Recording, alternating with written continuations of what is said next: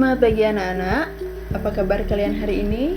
Semoga semua dalam keadaan sehat ya. Selamat datang di pembelajaran Bahasa Indonesia. Pada kesempatan kali ini kita akan mempelajari mengidentifikasi teks pidato persuasif. Adapun kompetensi dasar pembelajaran kita kali ini adalah 3.3, mengidentifikasi gagasan, pikiran, pandangan, arahan, atau pesan dalam pidato persuasif tentang permasalahan aktual yang didengar dan dibaca.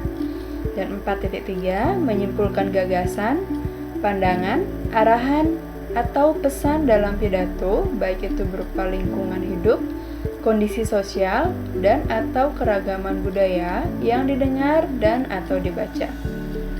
Sedangkan tujuan pembelajaran kita kali ini, peserta didik dapat yang pertama menjelaskan tujuan dari pidato persuasif dengan tepat, yang kedua mengidentifikasi cara memersuasi dengan tepat, dan yang ketiga menyimpulkan pesan dalam pidato persuasif dengan tepat. Nah, di akhir pembelajaran nanti, Ibu akan mengadakan penilaian berupa tes. Nah, anak-anak, ada 6 materi yang akan kita pelajari dalam pembelajaran kali ini. Yang pertama, pengertian teks pidato persuasif. Yang kedua, tujuan teks pidato persuasif. Yang ketiga, ciri-ciri teks pidato persuasif.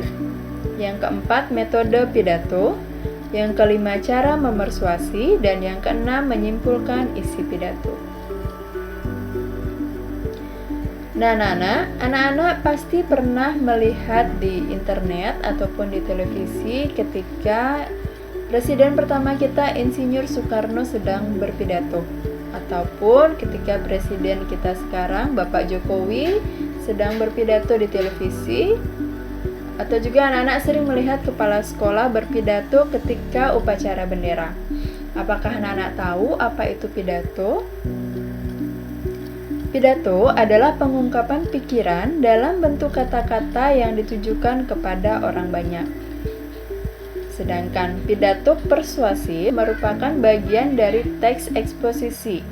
Dan pidato persuasif adalah pengungkapan pendapat secara jelas dan logis sehingga dapat meyakinkan pembaca atau pendengar dengan menyajikan argumen dari satu sudut pandang. Sedangkan tujuan pidato persuasif ada 3. Yang pertama, memengaruhi pendengarnya.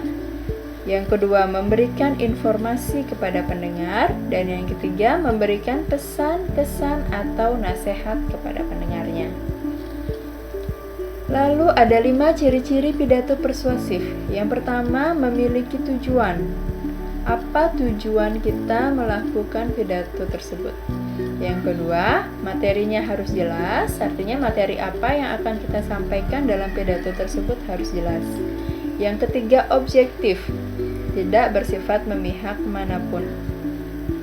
Yang keempat, dapat memberi wawasan baru kepada pendengarnya. Dan yang kelima, terdapat kesimpulan dari isi pidato tersebut. Dalam berpidato, ada 4 metode yang dapat kita lakukan. Yang pertama adalah metode manuskrip atau dengan naskah. Yang kedua, dengan metode memoriter atau hafalan. Yang ketiga, dengan metode extemporan atau dengan membawa catatan kecil. Dan yang keempat, dengan metode impromptu atau pidato dadakan. Berikutnya, cara memersuasi. Cara memersuasi ini kita butuhkan agar pidato kita dapat berhasil. Cara memersuasi dapat kita lakukan dengan memperhatikan 3 hal. Yang pertama dengan etika, yang kedua emosi, dan yang ketiga dengan logika. Nah, etika berkaitan dengan hak dan kewajiban moral atau akhlak. Contohnya, daur ulang adalah hal benar yang kita lakukan.